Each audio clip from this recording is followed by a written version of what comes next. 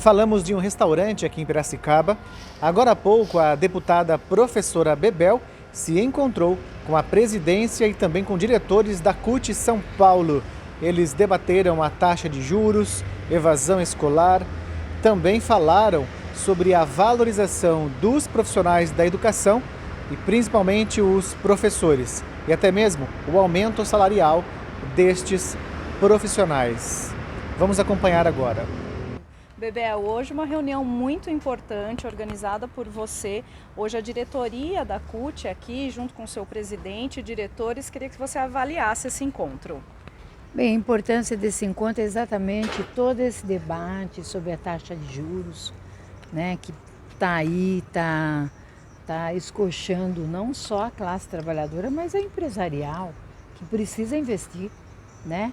As indústrias precisam de investimento, senão nós vamos só o quê? Botar dinheiro no banco para botar para render? Então, eu acho que a gente tem tanto que ter o olhar do trabalhador, né? No caso a Central Única dos Trabalhadores, a Confederação Nacional dos Trabalhadores de Educação, que tem uma pauta educacional, que tem a ver com a reforma do ensino médio, que a gente quer revogação, a gente quer que os estudantes tenham uma qualidade da educação exatamente porque serão os futuros trabalhadores, né? Então, quem pode ganhar ou perder nessa pauta são os estudantes e o próprio comércio, a própria indústria, porque a gente precisa de mão de obra cada vez mais qualificada numa era digital.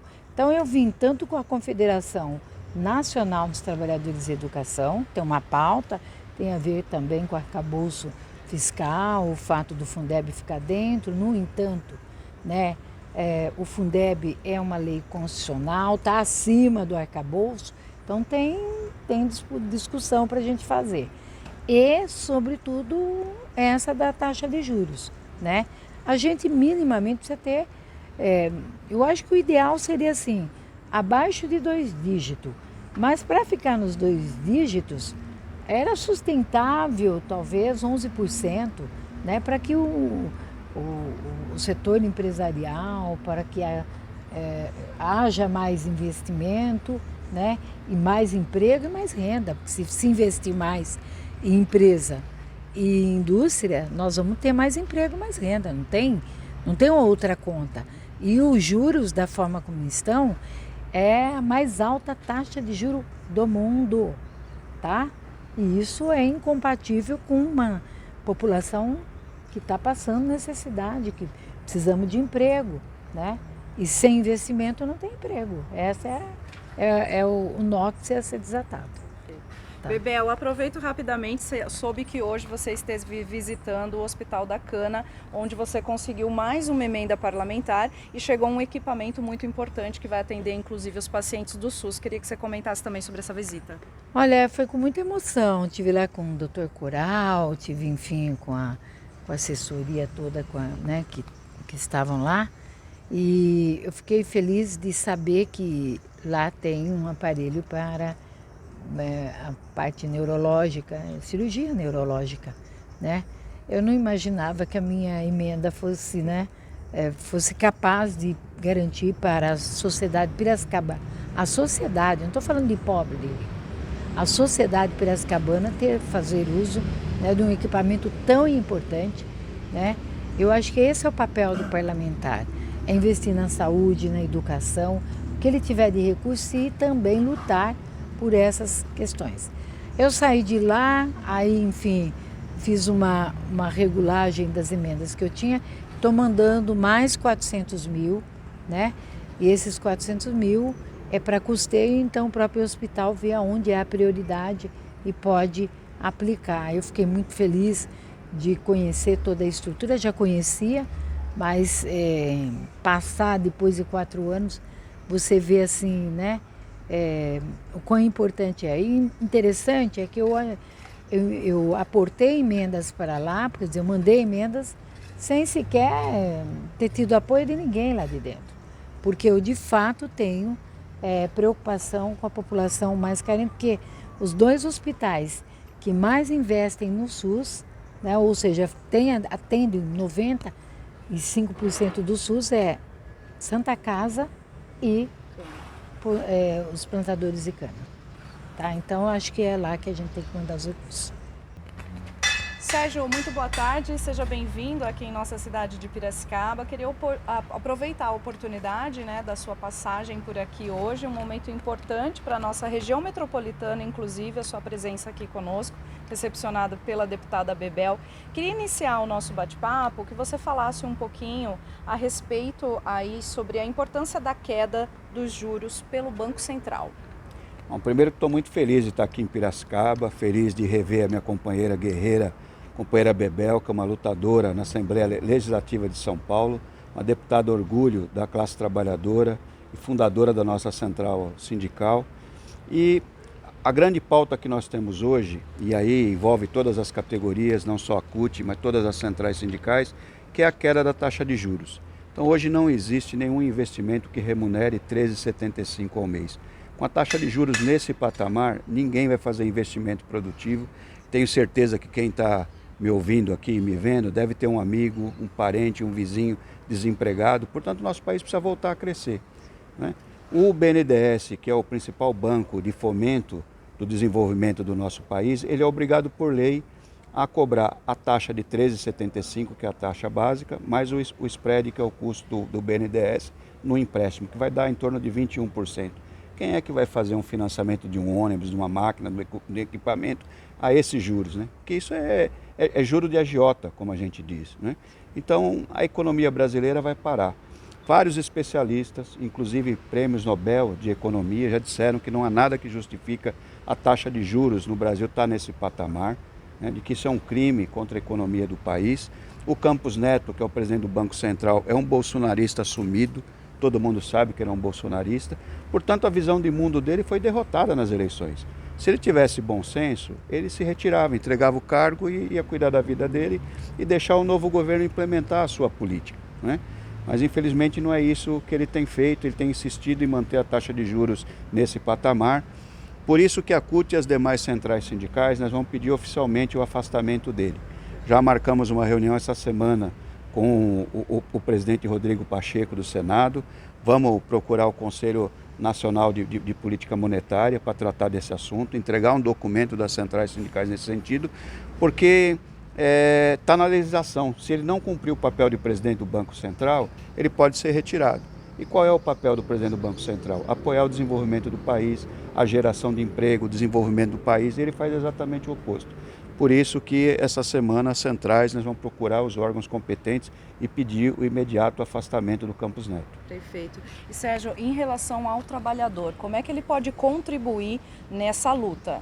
É muito importante que hoje os deputados, os senadores em especial, eles são muito impactados pelas redes sociais, né?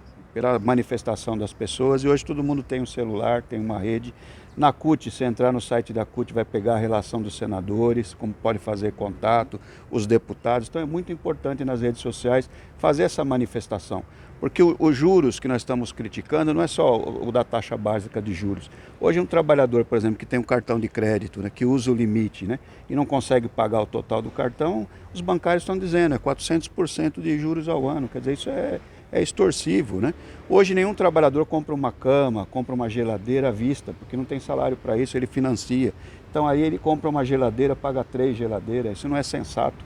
Então era melhor a gente produzir 3 geladeiras e vender 3 geladeiras, ao invés de, né? Então é disso que nós estamos falando. Os juros não é só a taxa básica, né? É também os juros que é praticado ao consumidor. Então todos têm motivo para entrar nessa luta, né, pela queda dos juros. E aí mandar mensagem para os deputados federais, para os senadores é fundamental. Sérgio, boa tarde. Sobre as empresas montadoras que estão paralisando, né, por hora a fabricação de veículos automotores no país, vocês veem isso com preocupação? Também tem a ver com essa taxa alta de juros? O que vocês estão fazendo para tentar reverter essa situação? Então, exatamente, né? As empresas estão parando, muitas delas estão dando férias coletivas, estão reduzindo jornada de salário para tentar evitar demissões. Agora, o que está por trás disso? É exatamente a taxa de juros. Hoje, todo ônibus, né, que é vendido no país, todo caminhão que é vendido no país, toda máquina que tem um certo determinado valor agregado, todos eles é financiado pelo BNDES em especial. ou pelos bancos públicos, né? Então, com uma taxa de juros, como eu falei aqui na casa de 21%, 22% ao mês, ninguém vai fazer isso. Então, uma empresa de transporte que quer renovar a sua frota e precisa, porque a gente vê a condição em que os trabalhadores, né, são transportados nos ônibus, né, velho, sem condições, né, da pessoa sentar, de segurança, enfim, né, tem uma necessidade de trocar. Agora, com uma taxa de juros de 21%, ninguém vai fazer isso. Então, ele vai reformar, vai tentar manter o ônibus velho. Com isso, né, a indústria não consegue produzir, né? Se ela não produz também, os trabalhadores ficam, né, sem ter como trabalhar. E aí vem esses programas, né? Ameaça de demissão, de fechamento de empresa, que é o que está acontecendo no nosso país. Por isso que o que o Campos Neto está fazendo é uma coisa que não tem outro nome, é criminoso. Ele está sabotando o desenvolvimento do nosso país e o nosso povo não merece isso. Por isso que quanto mais rápido for executada a saída dele, melhor para o nosso país, e essa é a principal pauta da classe trabalhadora. E como é que está a relação com o nosso governo do presidente Lula, Sérgio? O governo do presidente Lula, eu tive assim, o grande prazer, né, de poder ajudar na construção do governo na equipe de transição. E eu fiquei na equipe de transição sobre o tema do trabalho. E eu pude ver o que eles fizeram com o Ministério do Trabalho, né? A ideia do grupo era o que o ministro do Trabalho ia encontrar no dia 1º de janeiro, né? E é triste não encontrar nada. Eles simplesmente acabaram com o Ministério do Trabalho. Eles dispersaram os funcionários em outros ministérios, sem equipamento, sem assessoria, sem absolutamente nada. Isso muito coerente na visão que tinha o bolsonarismo, né? Se o governo deles é de entrega, né, é de entregar a soberania para os países estrangeiros, vender a Amazônia, como Paulo Guedes disse, privatizar tudo, Eletrobras, o Banco do Brasil, Caixa Econômica, né, até o Palácio Planalto, ele disse que se pudesse ele venderia. Então, para que, sabe, você ter Ministério do Trabalho? Né? Se é para acabar com a legislação trabalhista, para que ter o Ministério do Trabalho?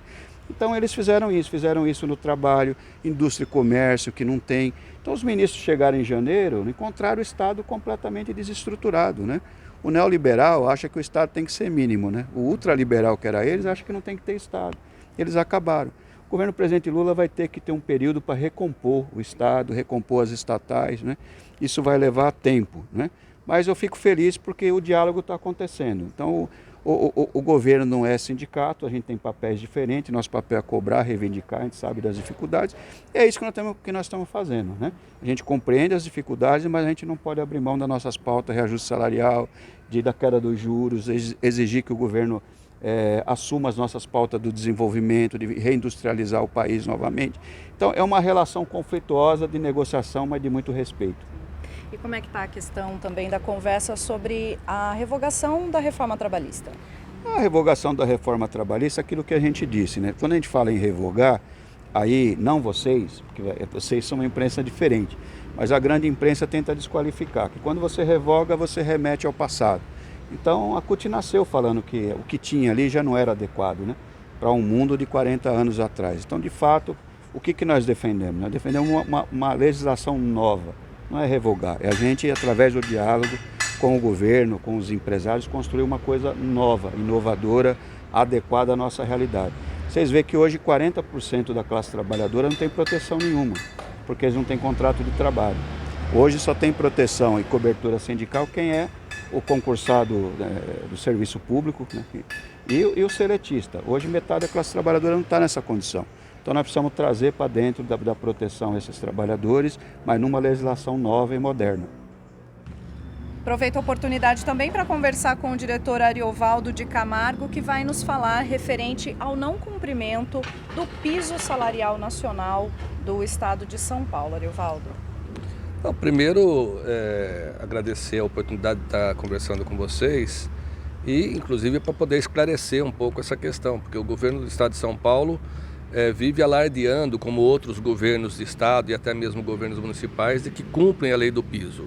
E muito pelo contrário, no estado de São Paulo, o governador acaba se utilizando de um subterfúgio de criar uma complementação salarial que não incide sobre a carreira, portanto, vai achatando cada vez mais aquilo que foi uma conquista de mais de 20 anos de luta da nossa Confederação Nacional dos Trabalhadores de Educação e de todos os trabalhadores de educação do Brasil, vai a cada dia ficando mais próximo de que o piso se transforme no teto, porque não respeita aquilo que foi uma construção ao longo da vida dos professores, que é ter um plano de cargos e salários, um plano de carreira que permite evolução funcional com a experiência, com a formação profissional, com a qualificação profissional, com mestrado, doutorado, ou seja, joga fora toda uma experiência, todo um acúmulo que foi feito das lutas durante todo esse período. Então, portanto, por parte do governador do estado, acaba sendo uma falsa informação para o conjunto dizer que, por exemplo, esse ano foi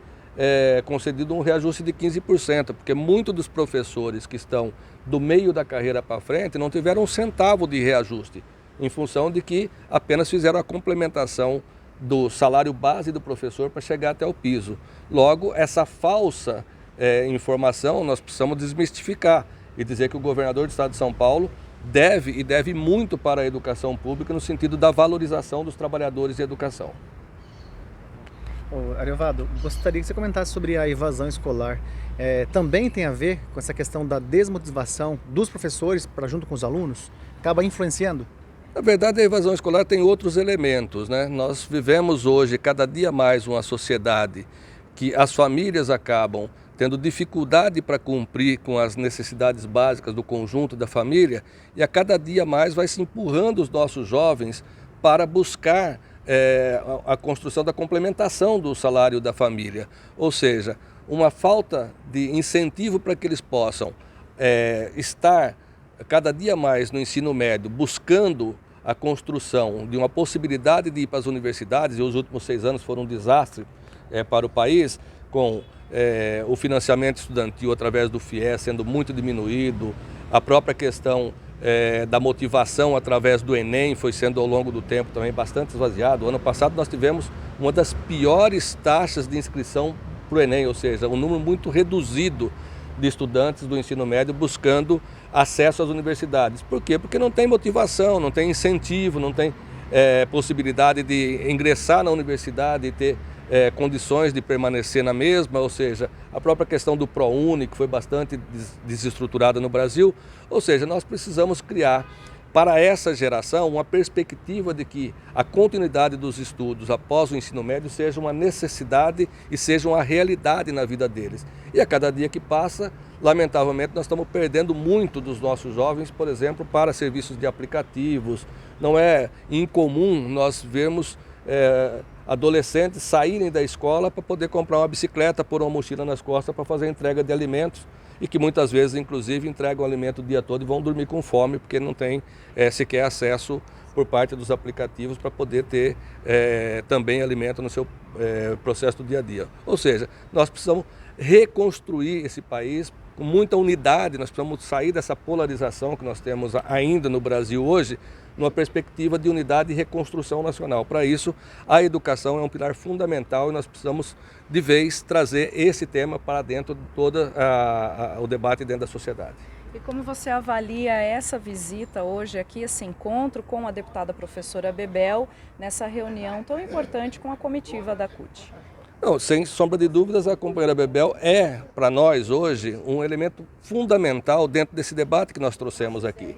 Ela é uma pessoa que tem uma trajetória, e eu posso dizer isso com muita tranquilidade, porque eu conheço a Bebel e nós somos militantes juntos há mais de 30 anos, ou quase 30 anos. Portanto, é uma companheira com quem eu tenho uma relação para mais do que sindical, é uma companheira de luta, uma companheira de vida praticamente.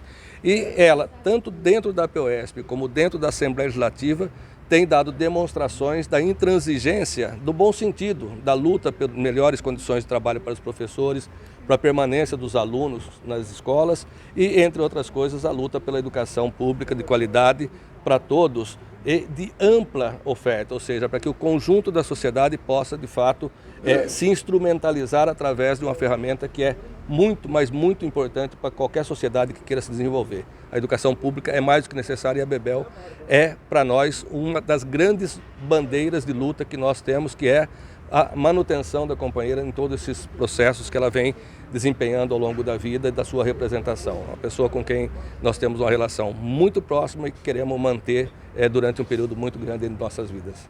Vou conversar também agora com o diretor Roberto Franklin Leão. Roberto, eu queria que você falasse um pouquinho para a gente. Primeiro, agradecer a visita, né? Sempre muito bem-vindo aqui em Piracicaba, sendo recepcionado pela deputada professora Bebel. E aqui, né, onde a gente está sendo assistido por toda a região metropolitana. Queria que você comentasse a respeito do novo ensino médio. Primeiro, boa tarde, né, o povo de Piracicaba. Agradecer aqui o convite da professora Bebel para ter vindo aqui conversar sobre alguns temas que são importantes da questão, não só da questão educacional, mas da questão sindical também. Está aqui o presidente da CUT. E dizer o seguinte, eu sou secretário de Relações Internacionais da CNTE, que é a Confederação Nacional dos Trabalhadores de Educação, e sou vice-presidente mundial da Internacional de Educação. Aqui nós estamos fazendo uma luta no Brasil, nesse momento, contra o novo ensino médio. E nós estamos advogando que ele seja revogado. Por quê? Porque nós consideramos que, primeiro, essa proposta, ela foi uma proposta construída num processo absolutamente, para nós, ilegítimo, que foi durante o governo do Michel Temer. Ela foi, primeiro, uma iniciativa feita por medida provisória, primeiro, portanto, não teve o debate que devia ter, e depois a medida provisória foi aprovada e o debate não aconteceu. Além disso, além dessa falta de democracia na origem, ela traz, na opinião nossa e da grande maioria dos educadores brasileiros, às universidades, professores, alunos, ela traz um grande prejuízo para a educação brasileira. Por quê? Porque ela reestrutura o ensino médio de uma maneira que não vai conseguir, e, aliás, não tem condições de conseguir fazer o que ela diz que pode fazer. Ou seja, ela diz que os alunos terão oportunidade de escolher itinerários formativos, tá certo? Nós temos, no mínimo, no Brasil, nós temos mais de 2.500 municípios que têm somente uma escola de ensino médio. Como é que esses alunos vão poder escolher vários itinerários formativos? Tá certo? Essa é uma questão. Agora, a outra é que ela oferece alguma coisa que não é absolutamente impossível, que só vai trazer prejuízo. São vários itinerários que apresentam, desde você ensinam a fazer brigadeiro, fazer bolo, tá certo? Bolinho de caneca, e dizendo que isso vai dar o empreendedorismo, né? E nós defendemos o quê? Um ensino médio que tenha uma lógica humanista, que prepare, que ajude a construir o aluno para ele enfrentar os desafios do mundo que estão colocados, mas que tenha um conteúdo que permita a eles, por exemplo, prestar um vestibular, né? Hoje, uma das grandes queixas que os alunos fazem é que eles não se sentem preparados para fazer o Enem. Por quê? Porque houve um desmonte do currículo que a gente considera que o ensino médio precisa realmente passar por mudanças, precisa ser alguma coisa que atraia os alunos, mas esse modelo, eu costumo dizer que esse modelo é um grande engodo, porque diz que vai fazer uma coisa e nós sabemos que não vai. Então, esses alunos sairão da escola a partir desse novo modelo de ensino médio, sem ter o conhecimento básico, nem para fazerem um vestibular e nem para terem uma profissão, que é o que eles dizem que o ensino médio precisava fazer, precisa ser atraente para os alunos querem. Então nós estamos brigando para isso. O MEC está fazendo uma consulta que se encerra agora no dia 6, né? Eu quero aqui pedir que os professores, a população de Piracicaba, entre no site do MEC, participe da consulta e rejeite, porque é para o bem dos filhos de vocês. Então, nós não estamos fazendo uma defesa puramente corporativa. Nós estamos defendendo que o ensino médio seja alguma coisa que efetivamente precisa mudar, mas que efetivamente ofereça possibilidades para os alunos que saírem dele. Nós não queremos um ensino médio que ensine a fazer bolinho, tá certo? Que ensine a fazer brigadeiro, ensine a fazer pão, né? Coisa que a gente sabe que não é o legal para fazer, tá certo? Uma outra questão que nos preocupa é como que você vai trabalhar daqui, como esses jovens, esses adolescentes vão estar no mundo a partir desta formação que o ensino médio está propondo a fazer. Né? É nada. Há uma lógica de empreendedorismo por trás desse projeto. Aliás, por trás não, é bem claro no projeto.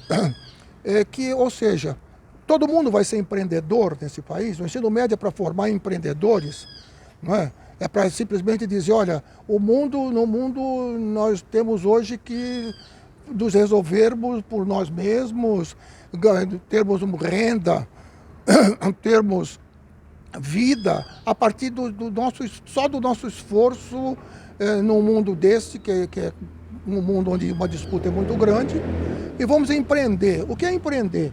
É transformar aquela senhora que vendia cocada na porta de casa, ou que vende sorvete, o sorveteiro, este é um empreendedor. E isso não leva o país, o país não vai crescer, tá certo? Com uma lógica de pequenos empreendedores, de microempreendedores. O Brasil precisa crescer, nós precisamos de uma educação que possibilite o crescimento desse país, o desenvolvimento desse país, efetivamente com ciência, com tecnologia, tá certo? Com pesquisa, que possibilite aos alunos essa chance de serem pesquisadores e que permitam que a ciência avance, que a tecnologia avance. Não ficar ensinando a fazer brigadeiro para depois o bolo, para a pessoa poder ser um microempreendedor, que é o que ele é. Vendedor. Respeito, viu? Quero dizer que eu respeito muito essas pessoas que fazem disso uma maneira de sobreviverem. Mas nós queremos uma população que não só sobreviva, mas que viva com dignidade, que seja feliz e que possa construir este país para que ele efetivamente seja um país de todos e com justiça social. E também nesse sentido, eu queria que o senhor comentasse a respeito do papel da APOESP aí nessa luta contra o novo ensino médio. Então, a APOESP, que é o meu sindicato, meu no sentido carinhoso, onde eu me formei enquanto sindicalista, tenho uma vida dedicada à APOESP, foi presidida até alguns dias atrás pela Bebel, hoje a Bebel é a segunda presidenta. A APOESP está na luta. A APOESP é um sindicato que tem uma história de luta em defesa da democracia. Por exemplo, nós lutamos contra a ditadura, por anistia, por direto a já, e hoje isso tudo numa trajetória que faz com que a gente esteja sempre presente nos grandes desafios que se apresentam no país. Nós temos um desafio enorme de construir hoje uma escola pública de qualidade social, que seja realmente do interesse de todos, da classe trabalhadora e de todo o povo brasileiro. Né? E a APOESP tem um papel fundamental nisso. Historicamente, uma entidade de luta, luta organizada, o que é importante. Né? Que hoje nós somos 94 subsedes no estado de São Paulo, temos um número de associados muito grande, são mais de 180 mil associados, filiados, e que mostram que é uma entidade que está sempre na luta e oferecendo oportunidade organizando a categoria e buscando construir uma escola de qualidade, valorizando os trabalhadores. A APOESP, trabalhadores de educação, a APOESP lutou e luta muito para que a gente consiga ter efetivamente o piso nacional de salário aplicado no estado de São Paulo. Quero dizer que é uma vergonha São Paulo para não pagar o piso, porque São Paulo complementa o piso com abono. Né? Então, contra a lei, inclusive. Né? Mas o salário do professor que não atinge o piso, ele complementa com abono. E abono nós sabemos que é alguma coisa que você não leva para aposentadoria, enfim, é um problema. Então a APOESP é essa entidade de luta, né, que a gente se orgulha, eu me orgulho muito de fazer parte dela.